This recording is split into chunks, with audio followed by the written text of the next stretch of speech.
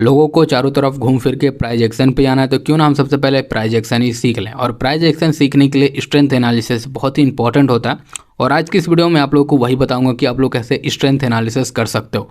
तो चलो इस वीडियो को स्टार्ट करते हैं और लास्ट तक देखना, तभी समझ पाओगे। तो जरा आप लोग इसे देखो कि ये आज मार्केट यहाँ ओपन हुआ है और मैंने ये 1 मिनट का निफ्टी का चार्ट लगा रखा है कि मैं आपको अच्छे तरीके से प्राइज एक्शन कैसे काम करता है समझा पाऊँ। क्योंकि देखो, जब तक आप समझ नहीं पाओगे कि कैंडल्स क्या कह रही हैं, आप उनमें कभी भी ट्रेड करके पैसे तो नहीं बना पाओगे।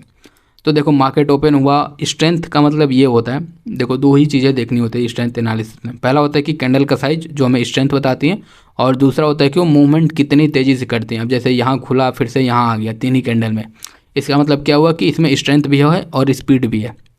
देखो ओपन यहाँ हुआ और इतना नीचे आ गया 2 मिनट के अंदर, यानी क्या, ये 54 पॉइंट्स गिरा है 2 मिनट में।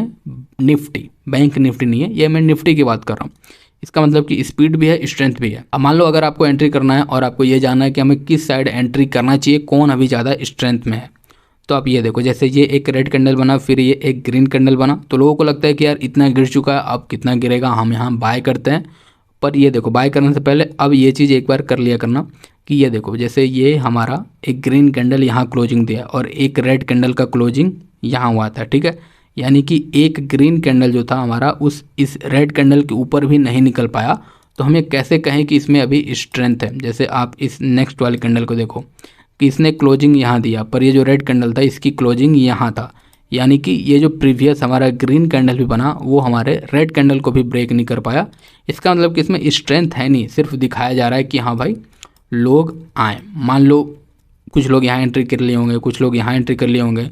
अब लोगों को इस तरीके से एक ट्रेंड लाइन बनता हुआ दिख रहा होगा कि यार ये तो एक ट्रेंड लाइन फॉर्म कर रहा है और जहाँ ये बार बार सपोर्ट ले रहा है तो हमें इसमें एंट्री करना चाहिए।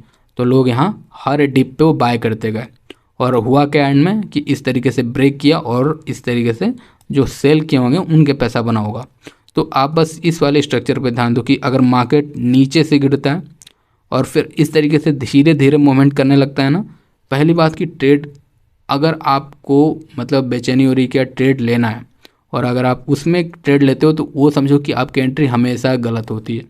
जल्दबाजी में कभी भी सही एंट्री आपको नहीं मिलता है। इन लोगों ने यहाँ बाय किया होगा, पैसे गए होंगे, इसलिए ये देखो गिरा, धीरे धीरे मार्केट ऊपर जा रहा है, तो इसमें बाय नहीं करना, इसमें सेल करना है। फिर वही चीज़ हुआ कि आपको दिखता है कि यहाँ आके कैंडल्स रुक रही हैं और ये भी लग रहा है कि सपोर्ट पे देखो बार बार नीचे ब्रेक नहीं कर रहा है, तो लोगों का कॉन्फिडेंस बढ़ रहा है और लोग बाय कर रहे हैं।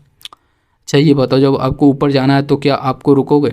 मान लो आपको दूर जाना है, ठीक है, आपको लंबा जाना है, तो आप क्या लोगों को रुकोगे कि हाँ भाई आ जाओ चलो सब कोई आ जाओ साथ में चलेंगे? ऐसा नहीं होता है ना। तो जब इसको ऊपर ही जाना है तो यहाँ रुक क्यों रहा है?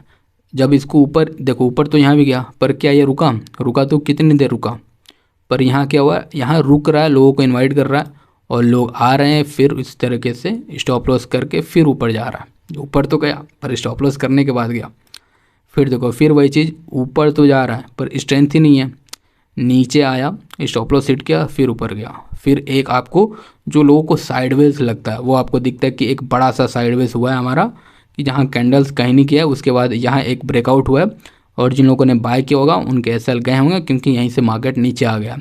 जो लोग यहाँ ट्रेड को पकड़ना चाहते हैं उन्हीं के सबसे ज़्यादा एसएल हिट होते हैं, क्योंकि मार्केट एक हमें मौका देता है। जो लोग यहाँ बाय किए होंगे उनके एसएल हिट होने के चांसेस कम है, उनका प्रॉफिट छोटा हो सकता है पर उनका एसएल हिट नहीं होगा। पर जो लोग यहाँ बाय करने की कोशिश करते हैं उन्हीं का अक्सर एसएल हिट होता है, क्योंकि मैक्सिमम लोगों ने ये देखा होगा कि उन्होंने इस तरीके से एक ट्रेंड लाइन मारा होगा कि ये देखो, ये रहा एक ट्रेंड लाइन, ब्रेकआउट हो चुका है, अब हमें यहाँ एंट्री करना है। एंट्री किया, पैसे घुस गए, और फिर आपको दिखता है कि इस तरीके से नीचे आया, फिर से वही सपोर्ट ले रहा है, फिर सपोर्ट ब्रेक कर रहा है, पैसे बन रहे हैं। फिर ये देखो, जब मार्केट ऊपर जा रहा था तो हमें क्या दिखा है कि देखो हम इस तरीके से डोजी टाइप ऑफ कैंडल बना रहे हैं, नीचे आ रहे हैं, बस अब हम नीचे आने वाले हैं। फिर क्या हुआ, ऊपर निकल गया मार्केट। तो बस आपको ये देखना है कि साइडवेज के बाद वो ब्रेक किस तरफ कर रहा है, ठीक है, रुका, ब्रेक किया, मोमेंट मिला आपको, फिर देखो साइडवेज ब्रेक किया, मोमेंट मिला आपको।